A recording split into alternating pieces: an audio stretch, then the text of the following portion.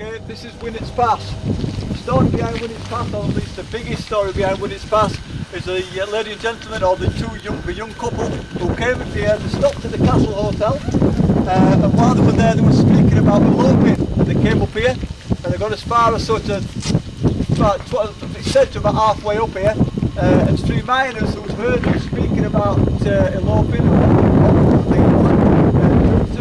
they murdered them and they stole all the goods. The people who murdered them all died under strange circumstances some years later, and one on the deathbed admitted to what the crime was they'd actually done and named names. Okay, the bodies were dumped in a cave, a pothole cave. Some say that it was up there on top of the hill, but for the life of me I can't understand why anybody would take two bodies right up on top of there to hide them when they could pop them in a cave which is already here. The one on the right hand side. We're going to take a slow walk up there in a minute and have a look. Before we get that far, you'll now see, by the way, while I said wrap up. Before we go up there, it's part of the Castleton history people don't like, or it might not just be history, it might be current, that people don't get to know about, the fact that the mafia from Manchester and such like tend to drop bodies off here in suitcases, boxes, and such like. Bodies being decapitated, cut into pieces, arms and legs taken off, put into suitcases and left exactly where you're standing. Okay, this happens on a fair few occasions. Generally the police get to know about it and take it all away before anybody can do anything about it. Also, there's been a woman who was set alight in a car on this car park and burnt to death, as well as some other people who were not sure if they were dead when they were burnt, or but they were burnt on this car park. So there's been a lot of deaths on this car park where we are now. Up here, you can't see it now, but up here on the left hand side there's a place called the Suicide Cliff, which is a very high cliff with no overhang, and people have been known to go up there onto the top of the cliff and throw themselves off basically just to commit suicide. Okay? We all want to come together just to get a photograph for everybody while we're here.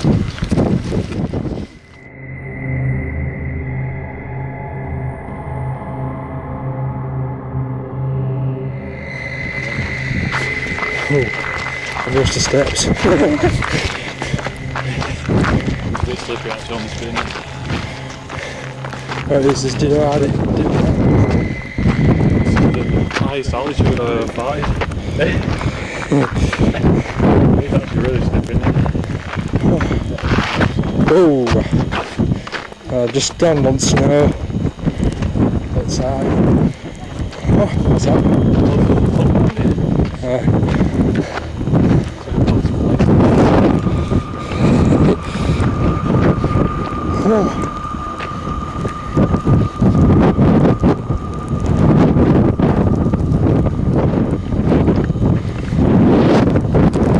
That's it after Ian.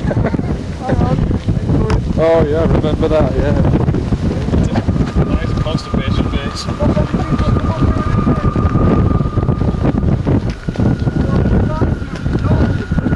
Yeah.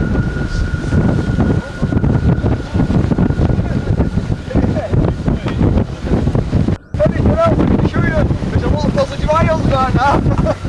So, if anything we're going to manifest, it'll be now. Please! Everybody coming down here? What's down there? Down the back. You might catch through with that.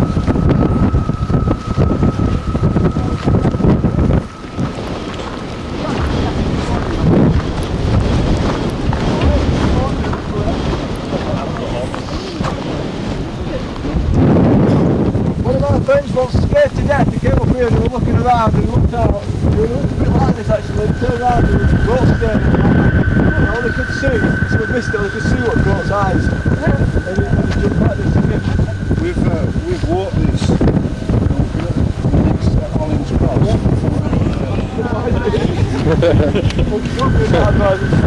So what do you want to be doing now? Just sort of, if you get a little spot on your own, stand there for 5 minutes, you might get something. Like I said, more chance of experiencing something on your own than in a group. When these energies manifest themselves, they come through a frequency, okay? And if the frequency matches, it'll portray itself as being blue or grey or white. the belief is that when energies come through and they're fairly fresh, okay, they've not been dead that long, normally about 2 years after they've died, they will come through as like a blue or a red energy, okay? Sometimes if it's early on, the full manifestation. Anybody know about degraded or breaking down of energy? Anybody who's into sciences will know that when energy doesn't disappear, it breaks down, okay? So what happens is, when the spirit initially manifests itself or shows itself, it has the ability to manifest itself in full. Over a period of years, everybody watch the car for a car. Over a period of years, that energy dissipates away. Woo! Close one eye. Sniper trick. If you close one eye, when you open the other eye, the rods in the other eye start to work again, okay? Right, and that means you keep your night vision. Right, so the energy dissipates over a period of years, so it goes from a full manifestation to a shadowy manifestation to a dark figure, and then we start breaking down again to get like a blue colour, then you get a red lady, then you get a white lady, okay, then it breaks down again, and then you end up with, like, it'll turn into a sound, and then from being a sound it'll go down to see something knocking and banging, and then it becomes a smell. Some people say they go into a house or a building, you'll hear stories about people being able to smell roses, yeah, all that kind of thing. They can manifest as a smell or a memory of theirs being a smell, and then it breaks all the way down to the point where it dissipates so low that it can't be explained anymore. So how do we document something which is dissipated so low, okay, so the wavelength is very, very long. Start from being quite a short wavelength in a colour or whatever, and it breaks itself down to very, very long wavelengths. What do we use, anybody with a scientific mind, to measure long wavelengths? A Geiger counter. Has anybody seen paranormal investigation teams using Geiger counters? It's going things. That's why they're doing it, and we do that to document evidence from really, really old sites, Iron Age sites and things like that, old castles and forts. All right. Okay, so anything like that would be useless in the normal investigation, but for the old ones it's okay. Also, something I want to cross-reference.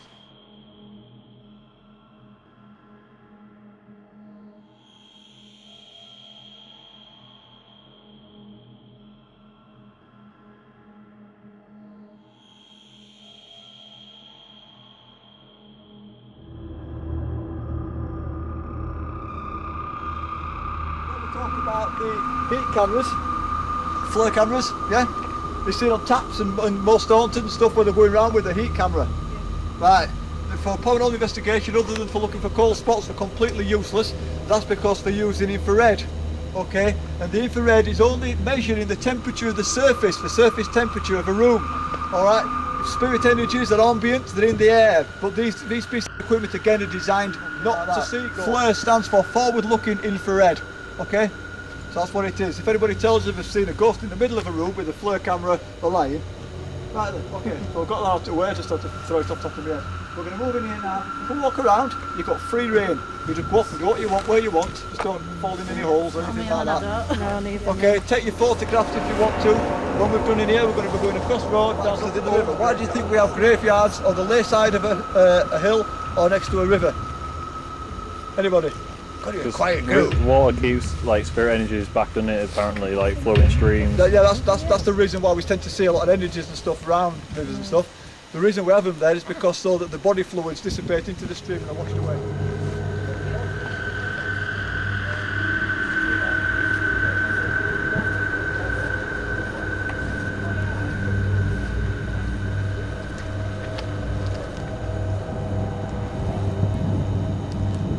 There's like something in that window.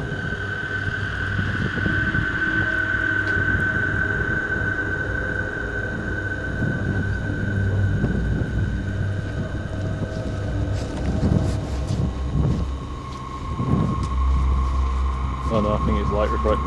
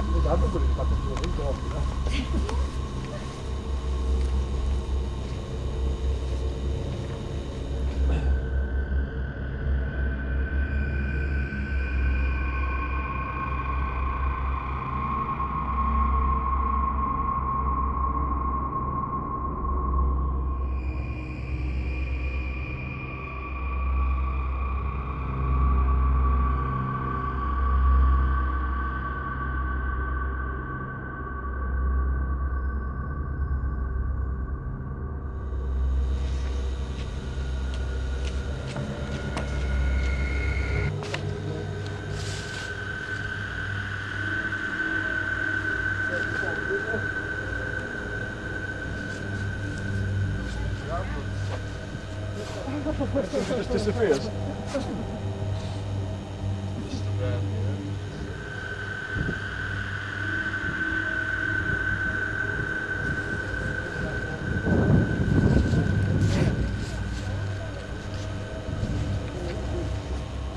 anything comes through in infrared spectrum, which is much bigger than the red light spectrum, there's more chance of seeing it in your peripheral vision. And that's why people always say, oh, I saw that, but I've got to be caught out of my eye.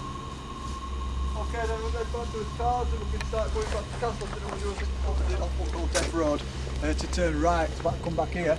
The entire road that runs from Hope into Castleton, okay? The spirits of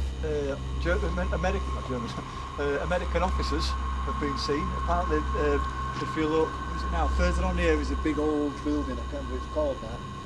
There's a big old building and it used to be used as an American officer training camp. And they used to go from there and walk down into, I think it was Bradder, as we call it around here, backwards and forwards to go to the pubs, okay? When they went away to war, after the First and Second World Wars, since then people have seen the spirits of officers actually walking back up and down that lane in their office uniforms. Wonderful one. The old morgue for the place, okay, was down here, yeah, was on the end of the house here, downstairs. And on this side is where they used to do the autopsies. This is the autopsy room on the left hand side. Upstairs is where the doctors used to be, and all the upstairs was kind of like a hospital sort of place. This room on the right hand side upstairs, the group of it seemed to be people for a period of time. A group of lads were in there one night, and they were about the ghosts and they were going ooh and all this kind of stuff. And I think I'm not sure if they did a spirit board or what they did, but apparently a woman just walked straight out of the door, straight into the room, and they all got terrified and they all came running out of the place. But if you look for this place on the internet, you will find that it is very, very haunted. Lots of people have seen lots of things. And if you go inside, you'll see that.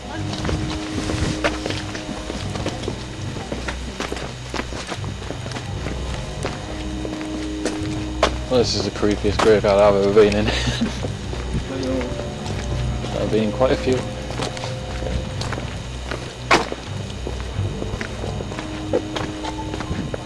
Back in the day, many, many years ago, one of the only ways that they could make money was to sell skeletons and body parts to the universities in Manchester and Sheffield and such like. And how do you think they got them? People used to come and stop at the hotels, people used to go missing. That was many, many years ago. That happened a lot down in Sheffield. People used to go in for example, a tooth out, and next thing they know, they've been put under, never woke up again. They used to take the body parts, get rid of all the stuff, and during the First and Second World Wars, after they take the parts where they wanted, the liver, kidneys, anything that they wanted, they used to chop the bodies up and then use the meat so into butchers as secondary meat. Take the body up onto the hills, put it on the rocks, and let the weather rot the body down. And when it got all the rot and everything off it, it produced a perfect skeleton, and they used to take it down and have it home, and then they used to sell it to the universities in Sheffield or Manchester or whether to the highest bidder. On the round, if you come round here, if anybody sees anything, by the way, let me know. When you walk down through the front door, there's a passageway that runs all the way down through to the back of the pub, and then you've got your lounge on your right hand side. Apparently people have walked in and seen feet walking up in the air. They're afraid that far below the floor. That's because the floors used to be lower, and there's a lady upstairs who walks down the landing, on the top landing. So she's walking with her legs through the floor. People downstairs actually see her feet walking down on the inside. There's also a spirit up on the top landing. Now it was interesting to us because when we came, the only phenomenon that we caught was a guy called Chris from the start at Romarsh, and we got this light anomaly, documented it on camera that kept showing around. I was taking photographs of it, okay, on the normal standard red light camera, and we did some video in infrared, nothing. But when we started using the full spectrum camera, we started getting this strange, like a purpley looking light anomaly, orb, some people call it, which seemed to be going around with them. And it said that some of the spirits in this pub connect to people and they tend to follow them around. So that's what was happening. We were up on the top landing, and I was doing that and watching it, and then we went downstairs and took some photos. We got nothing. The sun was Chris came downstairs, and this sort of purpley looking light anomaly kept following him around. We constantly had a photo with him. By the way, this is the Castleton is the pub where the man and woman were, the boy and the girl, sorry, before they absconded.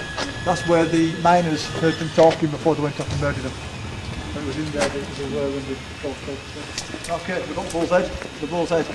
Fairfield landlords and some people have documented or seen from the bar area, looking over there, there's a fireplace on the right hand side. There's supposed to be a figure who stands next to the fire, and loads of people have seen it. And this is people from all over the world who have come to see Castleton. They've experienced this figure that's been standing, and they didn't even know about it, not told about it. And they said there was a bloke standing sitting next to the fire or standing next to the fire. And this is my favourite little story of all of them. Where we are now, years and years ago, a little girl was playing up here, and she ran out of the gate, killed her on the road. And since then people have been driving up and the little girl run out and found her disappearing underneath the car past here. You can also sometimes hear a young girl crying when you come past here. But this, just inside this area, and I think it's the most prolific ghost sighting in Castleton.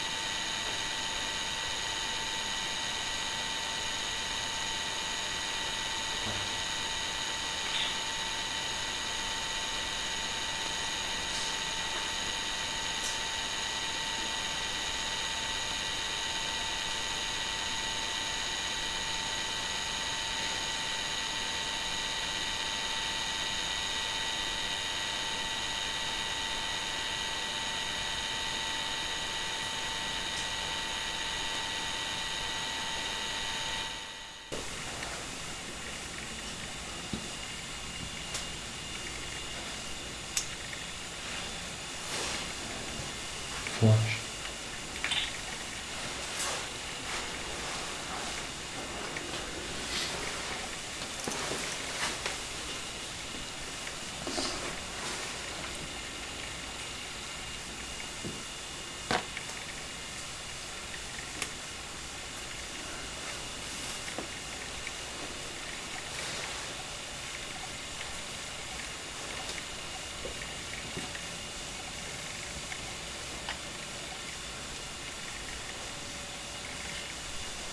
Flash.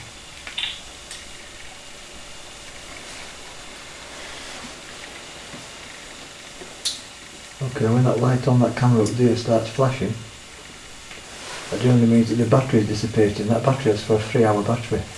And it was fully charged before we got here. That battery should not be flashing.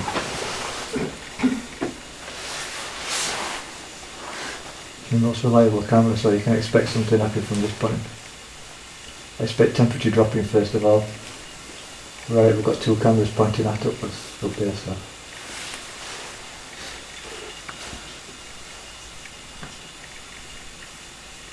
Anybody feel that temperature drop? I felt a cool breeze cross before this. I can still feel a cool breeze, but it's non-directional. And I keep hearing that knocking. I just heard it now. Is that you? No, I heard it. I keep hearing it. I also don't know, but that was quite a distinctive knock. Yeah. It's really quiet down here.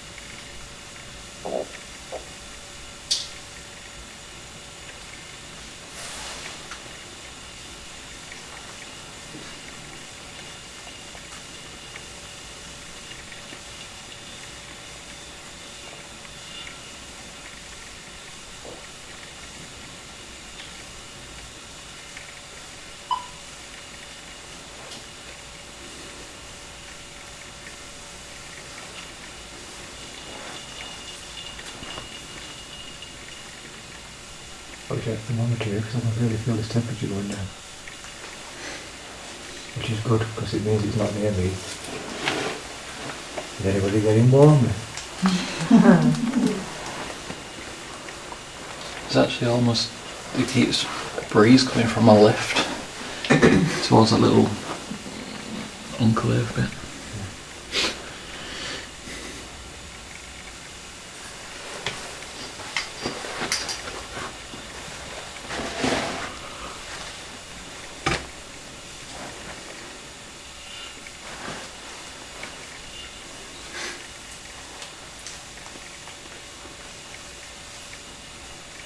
I don't have to ask any more questions. I think if it's going to do what it's going to do, it'll do it anyway.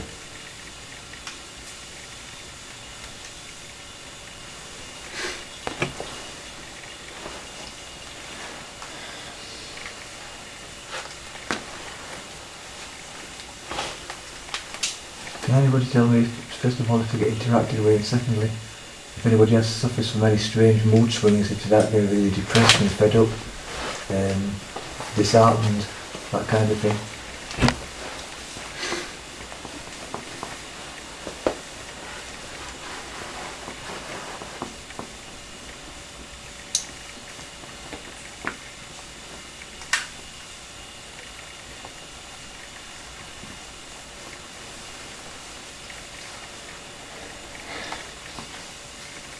Can't find bloody hell, squish again.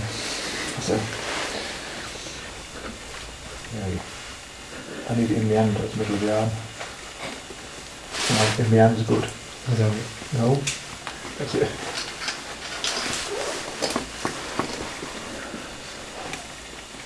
I'll keep on with it.